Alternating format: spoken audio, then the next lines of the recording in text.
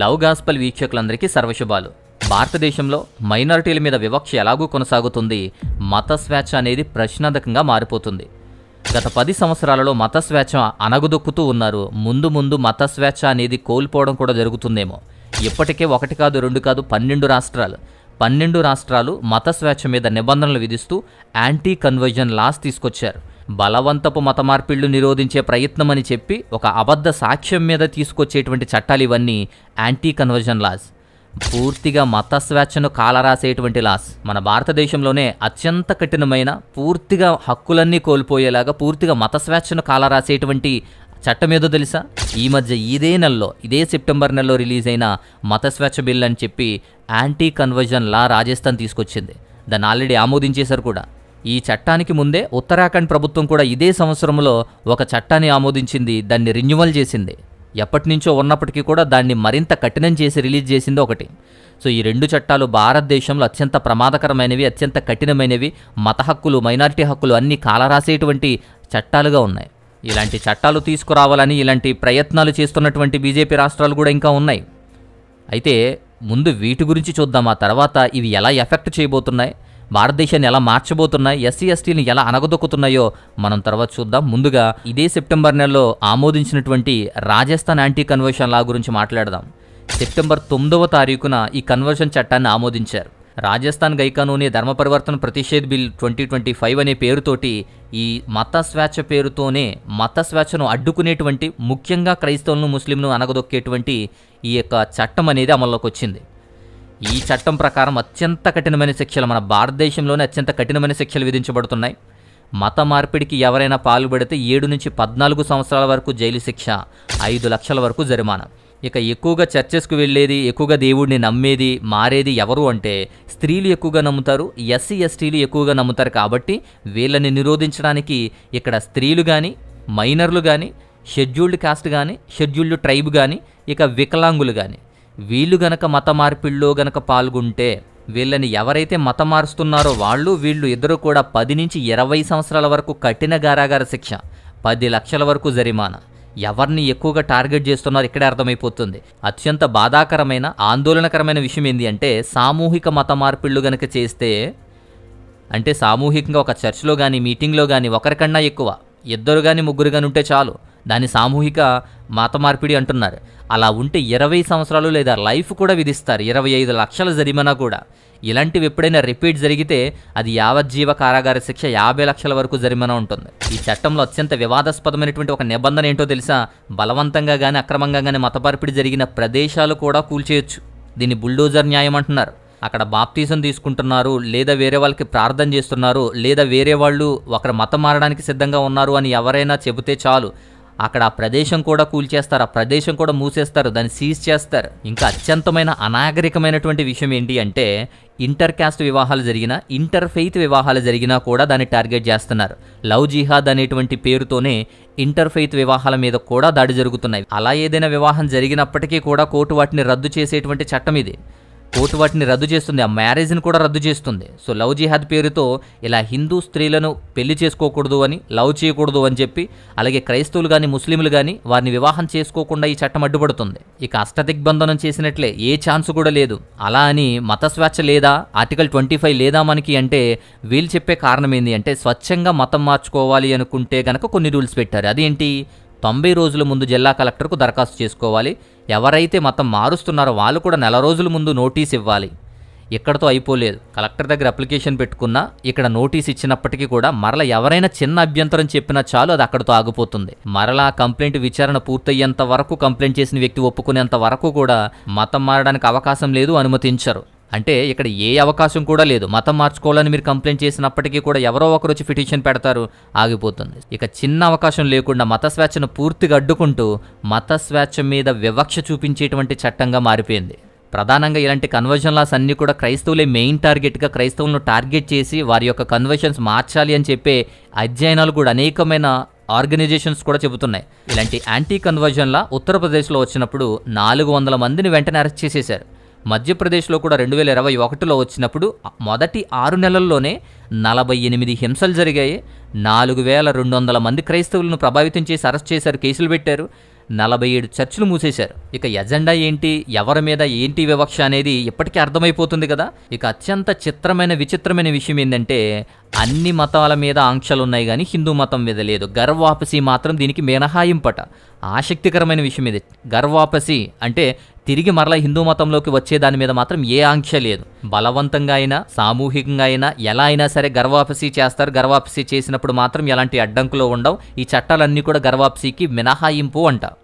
ఇక ఉత్తరాఖండ్లో కూడా 2025 ఆగస్టు 13న అప్రూవ్ చేశారు. Uttarakhand freedom of religion amendment bill 2025 అనే పేరుతో భారతదేశంలోని అత్యంత కఠినమైన యాంటీ కన్వర్షన్ చట్టాల్లో ఇది కూడా ఒకటి. ఇది కూడా మత స్వేచ్ఛను పూర్తిగా కాలరాసేటువంటి చట్టం ఇది.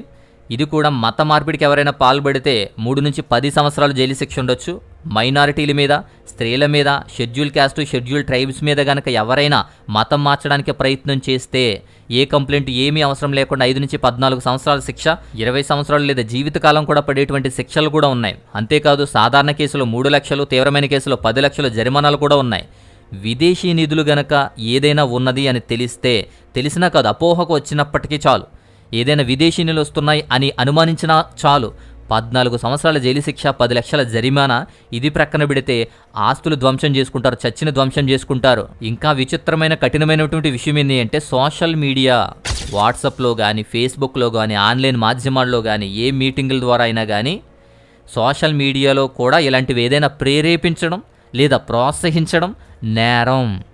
ఎంత దౌర్భాగ్యం అంటే, ఎంత దారుణం అంటే సోషల్ మీడియాలో ఎవరైనా సరే ఇలాంటి వాటిని ప్రేరేపించడం వల్ల, ప్రోత్సహించడం వల్ల, మెసేజ్లు చెప్పడం వల్ల ఇంకొకరికి ప్రేరేపిస్తుంది అని అనుమానించినా కానీ అది నేరంగా పరిగణిస్తున్నారు.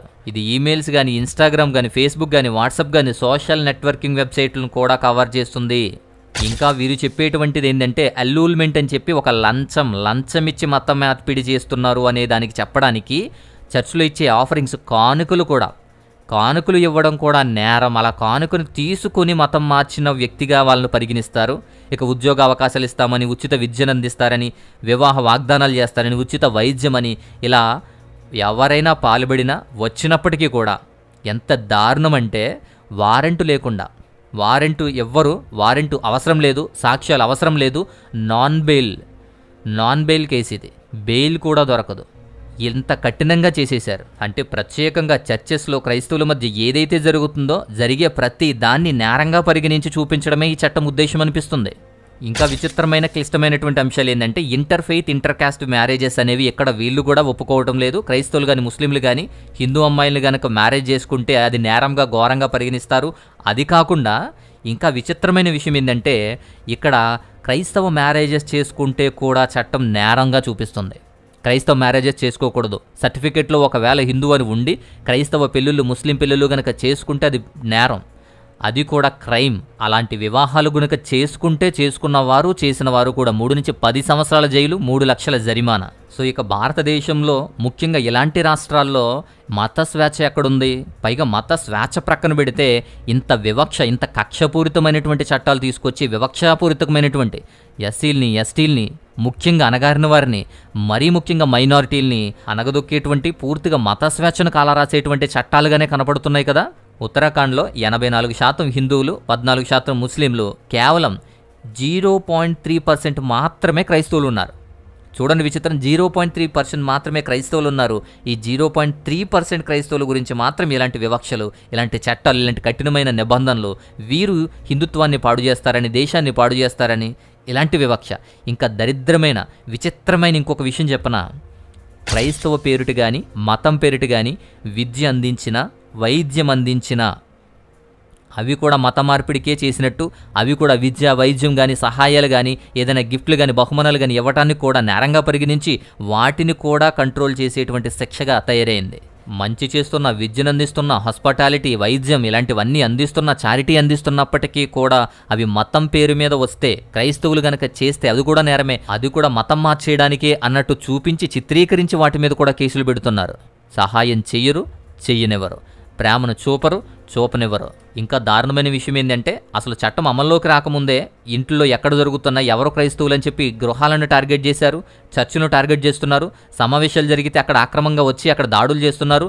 అక్కడ దాన్ని కూడా మత మార్పిడిగా చూపిస్తున్నారు. సో చర్చెస్లో కానీ ఇంట్లో కానీ ఎక్కడైనా మీటింగ్స్లో కానీ ప్రార్థన జరుగుతుంటే అది మత మార్పిడి కిందే వారు కేసు ఫైల్ చేస్తున్నారు. ఇక పాస్టర్లు వారు భయాందోళనతో దాడులకు గురవుతున్నారు, అరెస్టులు చేయబడుతున్నారు, కేసులు పెడుతున్నారు. అంతేకాదు వారు ఎక్కడ ప్రసంగించాలన్నా ప్రార్థన చేయాలన్నా ఏం చేయాలో తెలియని పరిస్థితి. సోషల్ మీడియా పోస్టులకు కూడా చిన్న చిన్న పోస్టులకు కూడా ఆన్లైన్ ప్లాట్ఫామ్ నుంచి కూడా తొలగించేస్తున్నారు, కేసులు పెడుతున్నారు. రాష్ట్రాన్ని విడిచిపెట్టి వెళ్ళిపోవాలి అని చెప్పి కొంతమంది వారిని దూషిస్తూ భయపెడుతున్నారు. 2024లో ఉత్తరాఖండ్ చమోలీ జిల్లాలో ఒక చిన్న ఎగ్జాంపుల్, ఒక చిన్న అమ్మాయి వేధింపుకు గురైంది అనేటువంటి డౌట్తో, అభియోగంతో కూడా ముస్లిం కమ్యూనిటీల మీద దాడులు చేసేశారు. 15 కుటుంబాలు ముస్లిం కుటుంబాలని వదిలి వెళ్ళిపోవాలని చెప్పి వారిని అందరినీ పంపించేశారు. వాళ్ళ మీద దాడులు చేశారు. 15 కుటుంబాలు వెళ్ళిపోయాయి. ఇలా ప్రతి రాష్ట్రంలోనూ జరుగుతూనే ఉన్నాయి. ప్రతి రాష్ట్రంలోనూ ఇలాంటి చట్టాల పేరుతోనే దాడులు జరుగుతున్నాయి. మత స్వేచ్ఛ అనేది పూర్తిగా నాశనం అయిపోయింది. కేవలం 2024లో అఫీషియల్ కేసులు 640 కేసులు క్రైస్తవ వేధింపుల మీదే. 2023లో 601 కేసులు, 2014లో 147 నుంచే ఉన్నది, ఇప్పుడు 600, 1000, 2000, 3000 కేసులు. 2024 ఉత్తరప్రదేశ్లో కేవలం 4 నెలల్లోనే 600 చర్చిల మీద దాడులు జరిగాయి, సేవకుల మీద దాడులు జరిగాయి. వారు అరెస్టు చేయబడ్డారు, కేసులు పెట్టేశారు. హ్యూమన్ రైట్స్ సంస్థ కూడా దీన్ని వ్యతిరేకించింది. అంటే ఎంత దారుణంగా ఉంది. టైమ్స్ ఆఫ్ ఇండియా ఎడిటోరియల్ కూడా ఈ చట్టాన్ని వ్యతిరేకించింది. చాలా కఠినమైన, అస్పష్టమైన చర్య, దుర్వినియోగపూర్వమైనది అని చెప్పి వర్ణించారు వాళ్ళు. అంతేకాదు citizens for justice of piece అని చెప్పి CJP వంటి సంస్థలు కూడా ఈ చట్టాన్ని రాజ్యాంగ విరుద్ధం అని చెప్పి సవాల్ చేస్తున్నారు. అంతేకాదు USCIRF అని చెప్పి రిపోర్ట్ కూడా, America commission of international religion freedom అని చెప్పి అది కూడా భారతదేశంలో ఇలాంటి కన్వర్షన్ చట్టాలను, అంతర్జాతీయ మానవ హక్కుల చట్టాలను ఉల్లంఘిస్తున్నాయని చెప్పేసి వారు పేర్కొంటున్నారు కూడా. ఇలా ఎవరు ఎన్ని చెప్పినా ఏమి చేసినా యాంటీ కన్వర్షన్స్ లాస్ ఇంకా కఠినమైపోతున్నాయి. ఇంకా ఉన్న వాటిని ఇంకా కఠినం చేస్తున్నారు. లేని రాష్ట్రాలు ఇంకా యాంటీ కన్వర్షన్ లాస్ తీసుకొస్తున్నారు.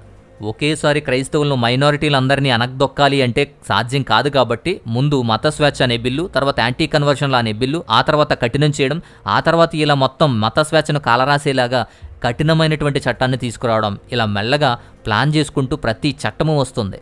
రాజ్యాంగం కల్పించిన హక్కులను, ప్రాథమిక హక్కులను కూడా కాలరాసేటువంటి ఇలాంటి చట్టాల వల్ల ఏమని ప్రశ్నించాలి, ఎవరిని ప్రశ్నించాలి, ఎలా ఎదుర్కోవాలి? భారతదేశంలో కొనసాగుతున్న వివక్ష ఇదంతా కూడా ముఖ్యంగా క్రైస్తవులను, ముఖ్యంగా ST, SC వాళ్ళని, వీళ్ళని క్రైస్తవులుగా మారకుండా హిందుత్వంలోనే బంధించి ఇలాంటి భయపెట్టేటువంటి కఠినమైన నిబంధనలుంటే ఎటూ తోచని దిక్కులేని పరిస్థితుల్లో హిందుత్వంలోనే మగ్గుతూ నలుగుతూ అక్కడే ఉంటూ మరలా వివక్షను ఎదుర్కొంటూ, మరలా అస్పృశ్యతను ఎదుర్కొంటూ, అనగారినటువంటి తక్కువ కులాల వారిగా ఇంకా హేళన చేయబడుతూ మరలా 200, 300 సంవత్సరాల క్రితానికి అజ్ఞానానికి పోయేటువంటి సిచ్యువేషన్లోకి తీసుకువెళ్ళడానికి మనుస్మృతిని మీ మీద రుద్దుతారు. హక్కులుండవు, ఆలయ ప్రవేశాలుండవు, మైలు ఎదురు తిరిగినా, మాట్లాడినా, ముట్టుకున్నా, పట్టుకున్నా, గాలి తగిలిన మైలు, ఇలాంటివన్నీ కూడా మరలా రిపీట్ అవుతున్నాయి. మరలా వస్తున్నాయి. ఇప్పటికే చాలా ఉన్నాయి. ఏ రాష్ట్రంలో చూసినా మైనారిటీల మీద దాడులు జరుగుతున్నాయి. ఏ రాష్ట్రంలో కూడా సంఘాల మీద, చర్చెస్ మీద దాడులు జరుగుతున్నాయి. ఏ రాష్ట్రంలో చూసినా ఇలాంటి వివక్షలు ఎదుర్కొంటూనే ఉన్నారు. ఇలాంటి చట్టాలను ఉపయోగించుకుని అనేకమైన సంస్థలు, మతోన్మాద సంస్థలు, ఉగ్రవాద సంస్థలన్నీ కూడా, మతం పేరుతో, హిందుత్వం పేరుతో వచ్చేటువంటి ఉగ్రవాద సంస్థలన్నీ కూడా వచ్చి ఇలాంటివన్నీ చేస్తాయి. అక్కడ లోకల్గా ఉండేటువంటి హిందువుల్ని రెచ్చగొట్టి, లోకల్గా ఉండేటువంటి కుర్రలను రెచ్చగొట్టి వారు ఇలాంటి దాడులన్నింటినీ కూడా చేస్తూ వారు తమ ప్రాబల్యాన్ని, దేశంలో పరిస్థితులు ఇలాగున్నాయి, భారతదేశంలో నానాటికి దిగజారిపోతుంది, అజ్ఞానం వైపు నడుస్తుంది, రాజ్యాంగ హక్కులన్నీ కోల్పోతున్నాం, ప్రాథమిక హక్కులన్నీ కోల్పోతున్నాం, మానవ హక్కులన్నీ కోల్పోతున్నాం. అలాంటి దౌర్భాగ్యమైన పరిస్థితుల్లో భారతదేశంలో చాలా వివక్షత అనేది కొనసాగుతూనే ఉంది. దోపిడీలు జరుగుతున్నాయి, దొంగతనాలు జరుగుతున్నాయి, హత్యలు జరుగుతున్నాయి, మానభంగాలు జరుగుతున్నాయి. ఆడపిల్ల బయటకు వెళ్ళడానికి భయంగా ఉంటుంది. అలాంటి పరిస్థితులన్నీ వీళ్ళకి ఏమీ నష్టం లేదు. అలాంటి వాటి మీద చర్యలు తీసుకోరు. అనేకమైన మోసాలు జరుగుతున్నాయి, దాడులు జరుగుతున్నాయి, ఆర్థిక నేరాలు జరుగుతున్నాయి, సైబర్ క్రైములు జరుగుతున్నాయి. అనేక మంది దొంగతనం చేసి ఇక్కడ అనేకమైన కోట్ల కుంభకోణాలు చేసి విదేశాలకు పారిపోతున్నారు. వాటి గురించి పట్టించుకోరు. దేశంలో యువత అంతా తప్పుదోవ పడుతుంది, డ్రగ్స్కి అడిక్ట్ అవుతున్నారు, బానిసలైపోతున్నారు, మందుకి అలవాటైపోతున్నారు. ఇలాంటి వాటిని పట్టించుకోరు. విద్య అందక, చదువుకోక నిరక్షరాస్యత పెరిగిపోతుంది, వాటిని పట్టించుకోరు. వైద్యం అందక, వైద్యం సరిగా లేక, దానికి డబ్బులు లేక అనేక మంది ప్రాణాలు కోల్పోతున్నారు. చిన్న చిన్న పిల్లలు కూడా పోషకాహార లోపంతో చనిపోతున్నారు. ఇలాంటివి పట్టించుకోరు. పేదరికము, నిరుద్యోగము దేశాన్ని కుదిపేస్తున్న రాజకీయమే కావాలి, మతమే కావాలి, మత రాజకీయమే కావాలి. అందుకే వివక్షత చూపించి SC, ST, BCలను అనగదొక్కి వారి మీద ఇలాంటి చట్టాలను రుద్ది రాజకీయ లబ్ధి పొందడమే దేశం యొక్క లక్ష్యమైపోయింది. రాజకీయ లబ్ధి పొందడం కోసం అనేకమైన చట్టాలు, హక్కులను కూడా కాలరాస్తున్నటువంటి చట్టాలుగా మారిపోయాయి. దేశంలో పరిస్థితులు చాలా దారుణంగా తయారవుతున్నాయి, కఠినంగా తయారవుతున్నాయి. ముందు ముందు ఇంకెన్ని చూడాలో, ముందు ముందు ఇంకెంత ప్రభావం ఉంటుందో, ముందు ముందు ఇంకెంత కఠినమైనటువంటి రోజులను గడవాల్సి వస్తుందో ఆలోచించండి. దేశం ఏమైపోయినా, అమ్ముడైపోయినా, ప్రభుత్వ ఆస్తులను అమ్మేస్తున్నా, లేదా ఇంకేనా జరిగిపోతున్నా మనకు అవన్నీ అనవసరం మతం కావాలి, మనకు అన్నీ అనవసరం కులం కావాలి. కులం మతంతో కొట్టుకోవడమే దేశం యొక్క పరిస్థితి అయిపోతుంది. కులం మతం రెండు మెయిన్ అంశాలుగా, రాజకీయ అంశాలుగా, రాజకీయ అస్త్రాలుగా జనాల్ని వివక్షత చూపించి, మతం పేరుతో గొడవలు రప్పించి, రాజకీయం చేసి లబ్ధి చేకూర్చుకునేటువంటి పరిస్థితే దేశంలో కనబడుతుంది. ఇక ఎన్ని చెప్పినా, ఏమి చెప్పినా సరే ఇలాంటివి పెరుగుతూనే ఉన్నాయి తప్ప తగ్గడం లేదు. వీటి గురించి ఆలోచించడం లేదు, వీటిని తగ్గించే ప్రయత్నం అస్సలు చేయడం లేదు. పోలీసులతో కూడా కుమ్మక్కయి, రాజ్యాలు చట్టాలతో కూడా కుమ్మక్కయి, ఇలాంటి చట్టాలను అడ్డుపెట్టుకుని కోర్టులో కూడా గెలిచి, ఇలాంటి వాటి ద్వారా అనేక మందిని హింసించి, దాడులు చేసి, హక్కులన్నీ కాలరాసి ఏం చేయాలనుకుంటున్నారో, ఏం చేస్తున్నారో, ఒక మనిషిని మనిషిగా చూడలేనటువంటి మతం, ఒక మనిషిని మనిషిగా చూడలేనటువంటి మనుషులు భారతదేశంలో తయారవుతున్నారు. ఇలాంటి పరిస్థితి దేశంలో కొనసాగుతుంది. ఇలాంటి పరిస్థితిని చూసి ఏమనిపిస్తుంది, ఏం చేయాలి, ఎలా ఎదుర్కోవాలి, ఎలా సిద్ధపడాలి, అసలు వేటి గురించి మాట్లాడాలి? కమెంట్ చేయండి. ప్రతి పరిస్థితిని అర్థం చేసుకుంటూ, ప్రతి పరిస్థితిని ఎదుర్కొనేలా, ప్రతి పరిస్థితి గురించి మాట్లాడేలా, ఇక ఐక్యత లేకుండా కులం పేరుతో, మతం పేరుతో, సంఘం పేరుతో, డినామినేషన్ల పేరుతో విడిపోయి, ఐక్యత లేకుండా, కలిసికట్టుగా లేకుండా ఎవరికి ఇష్టం వచ్చినట్టు వారు చెదిరిపోతే మీ మీద ఇలాగే దాడులు జరుగుతాయి. కనీసం దాడులు జరిగినా, కనీసం అటాక్ జరుగుతున్నా, కనీసం ఒకరికి ఇబ్బంది జరుగుతున్నా కూడా ఎవరో సహాయం చేయడానికి రావట్లా. అలాంటి పరిస్థితుల్లో ఉంది, అలాంటి భయోందోళన పరిస్థితుల్లో ఉంది దేశం. దేశం గురించి ప్రార్థన చేయండి.